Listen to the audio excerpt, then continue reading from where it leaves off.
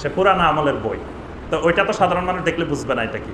আমি দেখেই বুঝে গেলাম যে এটা তো নাহর বই, ফার্সি বই, নাহর বই বের করছে। আচ্ছা, নাহর বই বের করে এবার জিজ্ঞেস করলো নাম কি, নাম এটা, বাপের নাম এটা, মার নাম এটা। আচ্ছা, এখান থেকে না বইয়ের মধ্যে যেই কথাটা নাই এইরকম একটা জিনিস সে পড়লো, আন্দাজি, মানে আন্দাজি একটা জিনিস সে পড়লো। পরে বলতেছে যে হ্যাঁ আপনার তো সর্বনাশ, আপনার এক মহিলা আপনারা তাবিজ করে দিছে, আপনার ঘরের মধ্যে 5টা তাবিজ আছে, এই তাবিজ জিন দিয়ে নিয়ে আসতে হবে, তো আপনার 10,000 টাকা লাগবে। আচ্ছা ঠিক আছে। তো আমি বললাম যে 10,000 টাকা না, আপনি 20,000 টাকা দিব আপনাকে ওই তাবিজ নিয়ে আসার পরে।